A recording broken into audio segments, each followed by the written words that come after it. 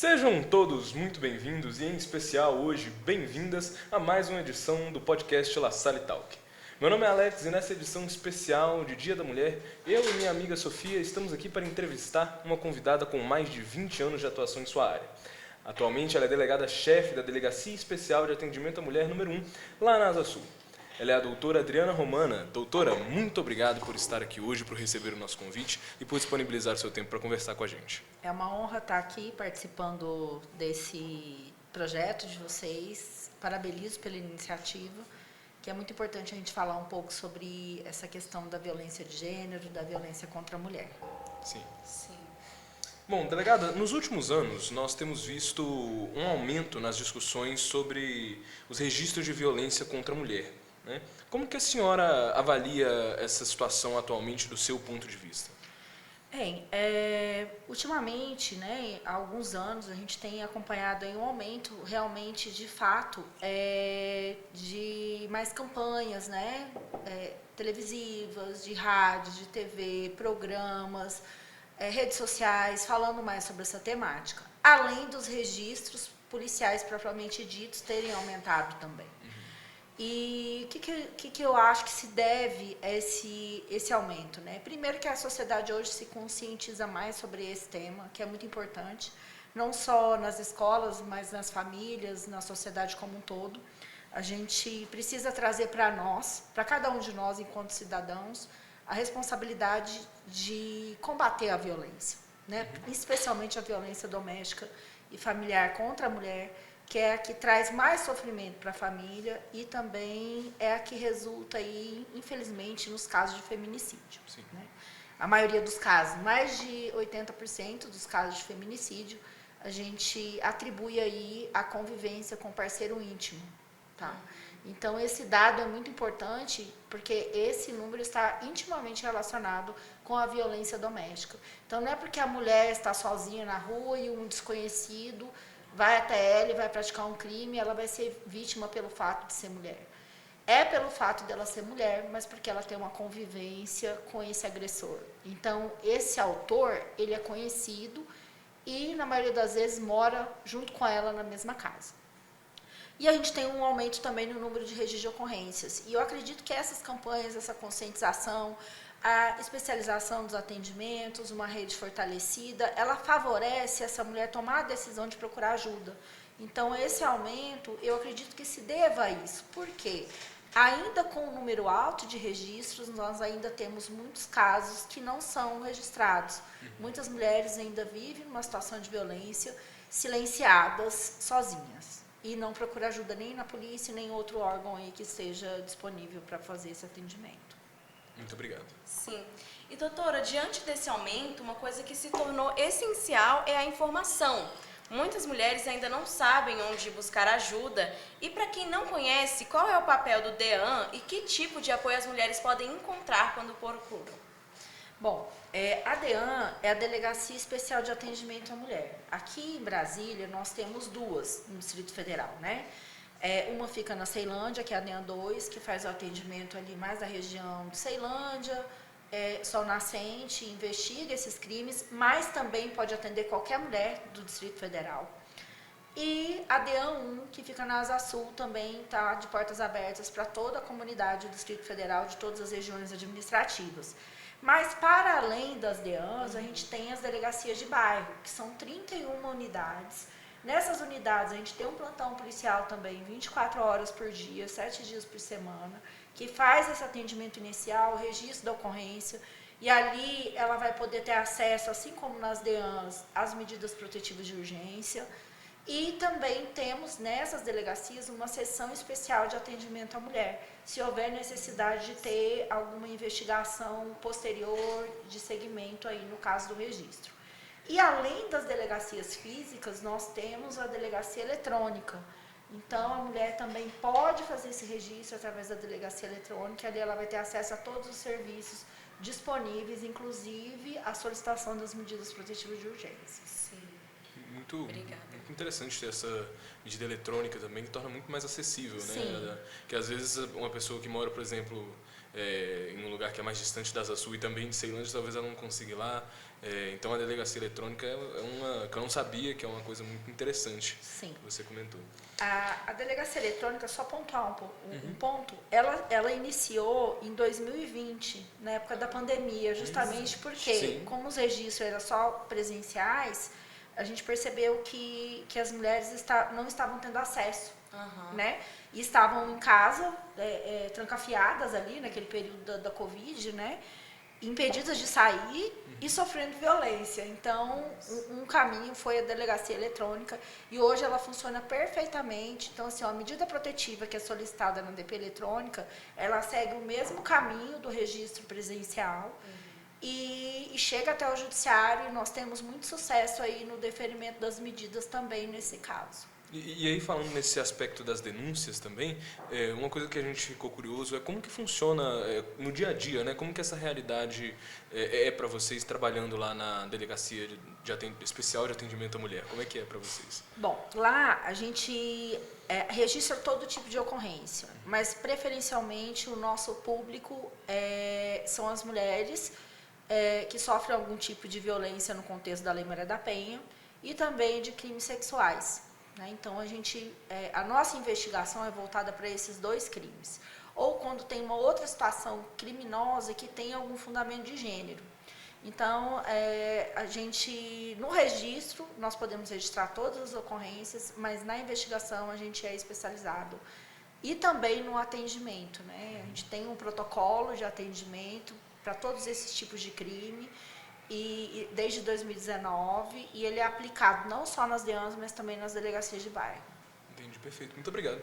Sim, e a senhora trouxe uma realidade do DF, né? E eu também pude ver os meus estudos sobre o tema antes de vir para cá, que a violência contra a mulher, ela aumentou em 33% no ano de 2025, de acordo com o site G1.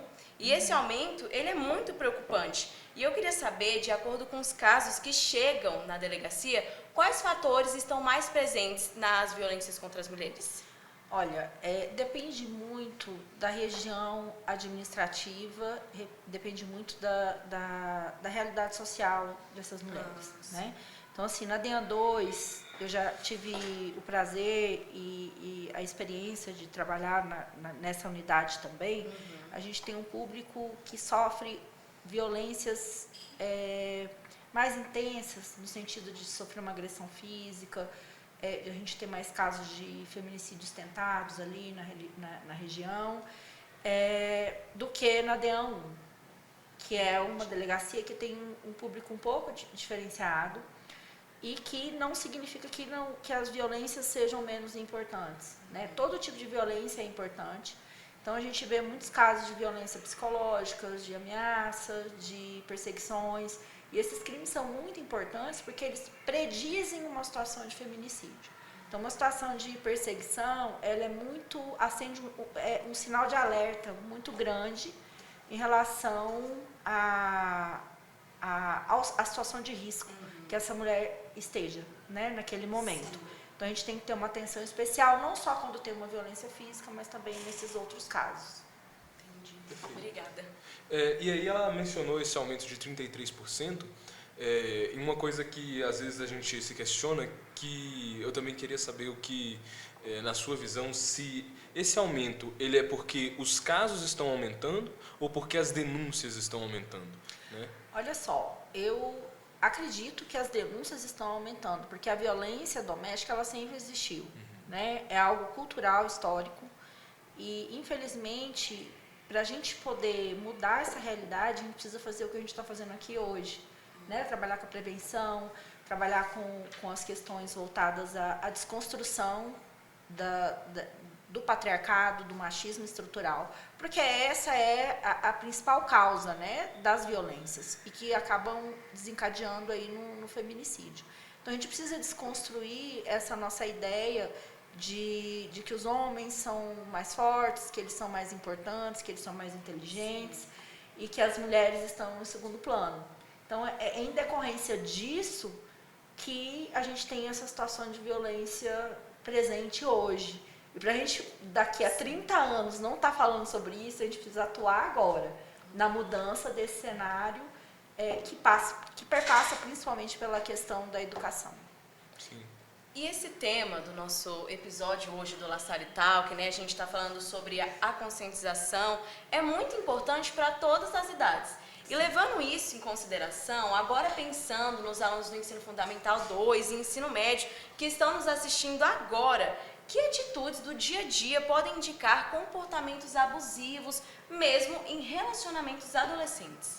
Bom, não é incomum, gente, a gente já verificar e encontrar uma situação de controle excessivo, né? Sim. Já no início ali, numa situação de namoro, né? Aquele namoro, às vezes começa ali na escola, e isso vem desse processo histórico, cultural que eu disse para vocês. Então a gente precisa de fato se policiar, tanto os meninos quanto as meninas, né? Os meninos passar a ter um olhar de igualdade, de respeito e de entender que a liberdade da sua namorada, da sua parceira ali naquele momento é tão igual quanto a liberdade dele. Então ele precisa respeitar, ele precisa pensar que a individualidade dela também é algo que é importante para ela e para que aquele relacionamento que se inicia ali seja algo saudável. E as meninas precisam se proteger, não aceitar controle, porque às vezes essas atitudes, elas se misturam um pouco como uma situação de cuidado, de amor, de paixão, né? E na verdade, o controle não é bom para nenhum dos dois, tanto para ele quanto para ela, né? E principalmente para ela, que vai ter a sua individualidade, a sua liberdade tolhida já num relacionamento tão precoce, né? Então a gente tem casos assim na delegacia, eu gosto às vezes de trazer algum exemplo de relações que vieram desde a adolescência, 30 anos de casamento, e demorou tanto tempo para essa mulher conseguir entender que ela estava numa situação de violência. Então ela já sofreu uma vida inteira, né? Então a gente precisa não começar errado, a gente tem que começar fazendo certo. É verdade. Obrigada. Muito importante isso que você falou, assim, principalmente aqui para a gente que está nessa realidade escolar, né? A gente sabe que é bem comum acontecer relacionamentos, né, tão cedo assim, e esse cuidado é importantíssimo de se mencionar, de se debater. E uma questão uma questão mais pessoal que eu trouxe também, é que quando a gente fala sobre o racismo, que a gente tem outros projetos aqui na escola para falar sobre o racismo, a gente fala que não basta não ser racista, né? A pessoa precisa ser antirracista. Então, eu penso assim, eu imagino que se aplique o mesmo conceito para violência contra a mulher, né? Como homem não basta você só não ser violento contra a mulher, você precisa fazer algo para combater ativamente essas situações. E aí, o que eu ia te perguntar é como que a sociedade, como que nós como homens podemos assumir essa responsabilidade de não só não fazer, né, mas também de combater. Como que a gente pode fazer isso? Como que as meninas também podem assumir essa posição de ficar, de não só evitar, mas também de combater? O que pode ser feito pela sociedade, inclusive os jovens que estão assistindo a gente? Primeiro eu queria dizer para vocês que a gente tem um preconceito muito grande em cima da palavra do feminismo, né? E o feminismo não é o contrário de machismo. O feminismo, ele significa direitos iguais. Simples. É simples, né? Então, a gente ter uma atitude feminista significa que nós vamos não tolerar a violência, não tolerar a discriminação e não tolerar a desigualdade. E como é que a gente faz isso no dia a dia, né? De repente tem um coleguinha ali que está fazendo uma piadinha com a colega, que traz uma desumanidade ou que diminuição da autoestima pelo fato dela ser mulher. Ah, você dirige mal, você não é tão inteligente, você não consegue tirar as melhores notas em matemática porque você é menina. Então a gente precisa tirar esses preconceitos e essas ideias que vêm carregadas no nosso histórico, na nossa bagagem de vida, E não tolerar mais. Quando o coleguinha faz uma coisa assim, chama no canto e fala, olha, isso aí que você está fazendo não é legal. Né? Quando alguém está sendo humilhado ou está sofrendo alguma questão que às vezes não chega a ser um crime, né? Mas pode ter um bullying dentro da escola, né? Uma situação de uma pessoa tá sendo coagida, colocada num canto por determinadas questões, aí eu amplio aí o nosso debate para questões também de estereótipos, né? De questão de deficiência, da questão do racismo. Então a gente não pode tolerar esse tipo de conduta, e isso também se estende ao gênero, se estende às mulheres, né? Então a igualdade ela precisa prevalecer, e para a gente mudar essa realidade a gente tem que fazer isso cotidianamente, controlar a nossa conduta e alertar o coleguinha quando ele estiver fazendo alguma coisa errada também. Maravilhoso. Né? Muito obrigado. É necessário, né? E agora a gente gostaria que a senhora trouxesse uma experiência específica que marcou a sua carreira de alguma forma. Claro, não precisa revelar nomes específicos, mas só uma... Infelizmente, né, na nossa atuação policial, principalmente, eu já trabalho com a violência doméstica desde quando a Lei Maria da Penha foi implementada, né, foi promulgada em 2006, foi quando eu entrei na Polícia Civil aqui do Distrito Federal. Então eu venho acompanhando essa evolução da lei, a evolução dos casos, né? Então eu tive assim vários casos impactantes, né? Os piores são os casos de feminicídio, porque eles chocam, eles fazem não só a mulher que sofreu a violência, mas toda a família, os seus amigos, impacta a vida de muita gente, um crime como esse, né? A gente tem várias crianças, adolescentes que ficaram órfãos em razão disso, em razão dessa conduta. Então, sempre isso me impacta e é algo que me move para poder querer transformar a nossa realidade, como está aqui hoje conversando com vocês, para a gente poder acender essa luz, né? Porque a realidade de vocês, da escola, do dia a dia, não é essa, né? A minha é essa, trabalhar com isso todos os dias. Então, para mim, estar falando com vocês é uma grande oportunidade.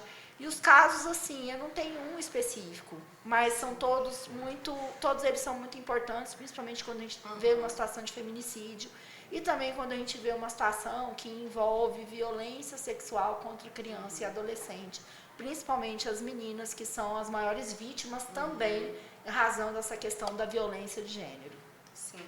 E é algo que a gente precisa falar, né? Quando a gente não dá a visibilidade merecida para o assunto, infelizmente hoje a gente tem que estar aqui falando sobre isso, e é exatamente o que a senhora falou. Às vezes as ações elas já começam de pequeno.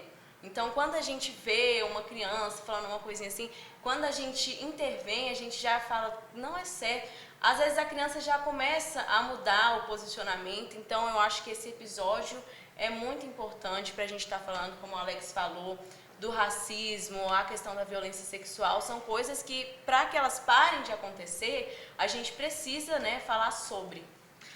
Não pode deixar calar, né? Não pode deixar a pessoa falar, não, a gente não fala disso porque é muito pesado, né? Muito sério. Precisa ser debatido, porque senão não tem solução, né?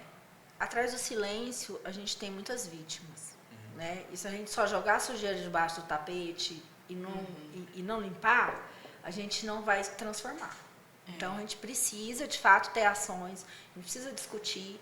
Essa questão da violência sexual é muito interessante, que quando você tem uma palestra na escola, né, voltada para o público juvenil, sempre aparece alguém da escola, algum aluno, alguma aluna que se enxerga naquela situação, infelizmente. Né? Então, eu já tive muitos casos em que a própria escola procurou a delegacia, né, para poder relatar uma suspeita de violência, em que nesse momento aquela adolescente, aquela criança se viu numa situação de violência, se enxergou e relatou que isso tinha acontecido com ela de alguma forma. Então, é triste, mas a gente precisa enfrentar. A gente não pode fazer de conta que não existe, porque essas vítimas silenciadas, elas estão em intenso sofrimento. Sim, com certeza. Doutora, a senhora foi muito cirúrgica nas suas palavras hoje. Foi muito bom ter essa conversa com você. E assim, agradeço pela sua presença mais uma vez, pela sua disponibilidade e também por ter trago ter abrido os nossos olhos, né, para um assunto tão importante, tão necessário de ser debatido. E fique à vontade para voltar sempre que quiser, para conversar com a gente sempre que quiser. E é isso. Você que está nos acompanhando até aqui, esse foi mais um episódio do La Salle Talk trazido até você pela equipe do La Salle News. Muito obrigado por nos acompanhar e eu te vejo no próximo episódio.